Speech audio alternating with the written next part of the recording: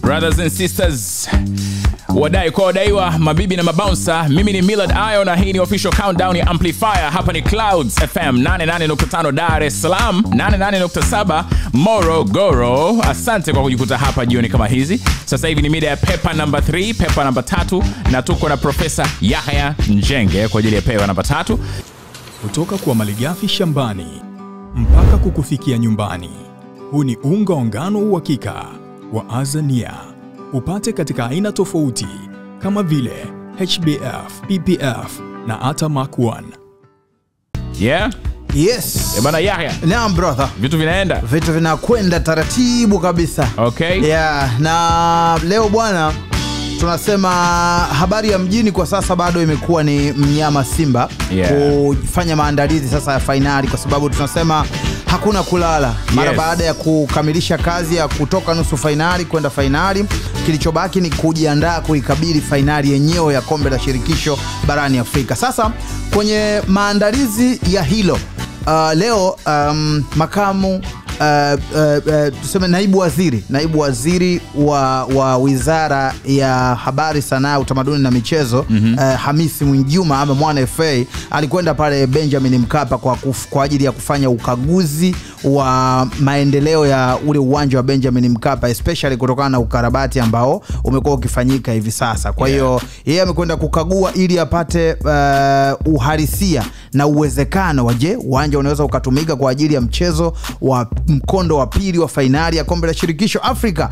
Tumsikilize japo kwa ufupi kwanza Mwana FA akizungumzia maendeleo ya kile ambacho kinaendelea Benjamin. Ukarabati kama ambavyo mnaona, ukarabati bado unaendelea, na sisi tutakuwa hapa, tutakuwa asubuhi, tutakuwa mchana, tutakuwa usiku kuhakikisha kwamba hakuna kinachosimama, na mpaka CAF anakuja kufanya ukaguzi wao wa mwisho kuelekea mechi ile ya finali ya Simba na Berkane tarehe 27, tarehe 25 ya mwezi huu, basi angalau uwanja huu uwe tayari na unachezeka. Na miongoni mwa watu tuliokuja nao, tulioongozana nao kwenye ukaguzi huu leo ni watu wa CAF, na wao wenyewe wamekuwa impressed na progress ambayo tumefikia, na wanaamini kwamba tumedhamiria, serikali ya awamu ya 6 imedhamiria kutengeneza miundombinu ya michezo na kuhakikisha inaweza kutumika sawa sawa. Kwa hiyo tumepeana maagizo mimi na wataalamu kuonyesha kwamba kazi ambayo inatakiwa ifanyike hapa inafanyika kwa muda ambao tunautegemea ama chini ya hapo. Kulikuwa na tractor kwa ajili ya stitching na scarification, na yenyewe tumeagiza tractor kutoka Uturuki, iko kwenye maji lakini tumeona inachelewa, kwa hiyo tumeagiza tractor nyingine kutoka Tanga kwenye kituo cha TFF, nyingine tumeagiza kutoka Zanzibar, ili angalau zifike by kesho na tuhakikishe kwamba zinafanya kazi ambayo ilikusudiwa. Lakini pia tulielekezwa kuhusiana na zile benchi za kukalia, nini bench? Technical benches.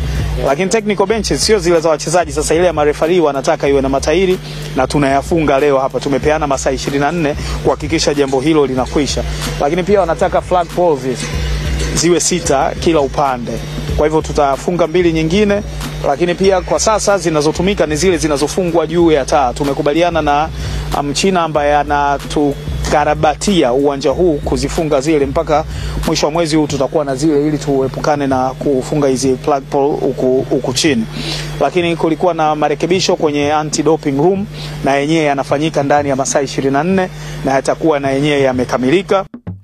Okay. Yes, hiyo kwa kifupi huo ni mkeka wa Mwana FA akitupa angalau kwa uchache tuone uwezekano wa mchezo kuchezwa katika uwanja wa Benjamin Mkapa. Kwa hiyo kwa hiko ambacho wamezungumza, manake kuna matumaini mpaka kufikia tarehe ya mchezo tarehe 25 ya mwezi ujao. Manake naamini kabisa ukarabati utakuwa umekamilika, manake tutarajie kuona mchezo wa Simba na RS Berkane finali ya kombe la shirikisho Afrika ukichezwa katika dimba la Benjamin Mkapa, ukiwa ni mchezo wa pili sasa ambao utakuwa ni wa marejeano. Lakini hayo ni maandalizi kwa upande mmoja wa miundombinu ya kuchezea. Lakini kiwanjani nimeona leo ratiba ya klabu ya Simba kabla ya mechi ya kwanza ya fainali ya shirikisho tarehe 17. Wana takriban michezo 4 ya ligi ya Tanzania bara ambao wanatakiwa kucheza katika kipindi cha takriban siku 10 Millard. Alafu baadaye ndo wataingia kwenye maandalizi ya hiyo mechi ya fainali. Unaona kuna changamoto kubwa sana kwenye namna ya kuikabili hiyo ratiba ya mechi 4 ndani ya siku 10. Maana yake wanasema huu ni wakati ambao wa Simba kufanya maamuzi ambayo Arsenal wameyafanya.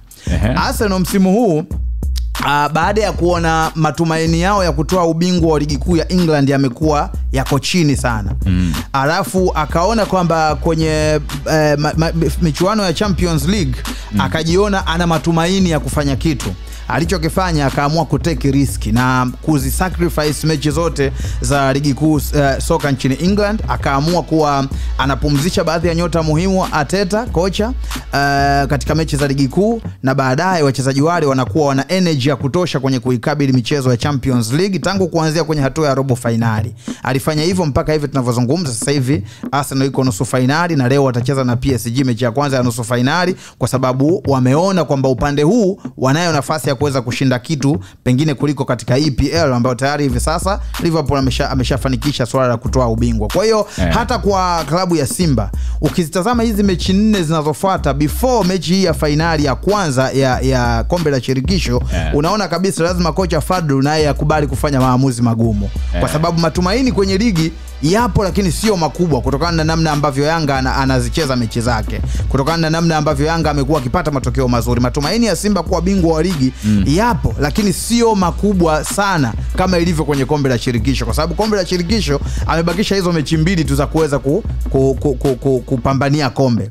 Lakini huku kwenye ligi bado ana mechi nyingi anazotakiwa kushinda, huku pia akimtazama mpinzani wake Young Africans apoteze mechi zake ili yeye awe bingwa. Kwa hiyo unaona kwenye mazingira hayo ni lazima Fadlu akubali kuteki riski kwa kufanya rotation, kupumzisha baadhi ya wachezaji kwenye baadhi ya mechi za ligi ili wale wachezaji waweze kuwa na energy ya kuisaidia Simba kwenye mechi hizo 2 za finali. Mathalan watu kama kina Kapombe wamecheza mechi nyingi sana, kwa umri wake unaona anahitaji kusave energy kwenye baadhi ya michezo ili awe na nguvu ya kutosha kwenye finali. Watu kama Mohamed Hussein Zimbwe, wachezaji kama Abdurazak Hamza, wachezaji kama kina Elim Panzu, Kibu Dennis, ni wachezaji ambao unaona kabisa Fabrice Ngoma kuna haja ya mwalimu kuwapumzisha kwenye baadhi ya michezo ya ligi ili waweze kutumia energy yao vya kutosha kwenye hizo finali 2 waweze kuisaidia Simba kwenda kuwa bingwa, kuliko kupoteza nguvu zao nyingi kwenye mechi ambazo unaona bado ni kwenye probability bado asilimia ni ndogo za wao kuwa mabingwa wa ligi kuu soka Tanzania bara. Kwa hiyo Fadlu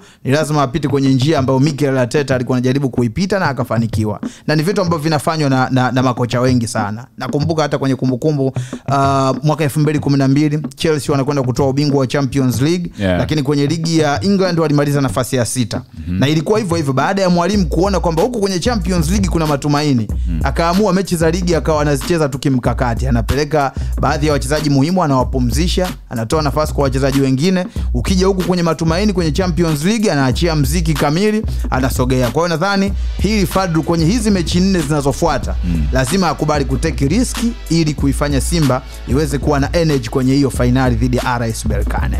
Bana, shukrani sana mzee wangu Yahya Njenge. Mimi nashukuru sana Millard.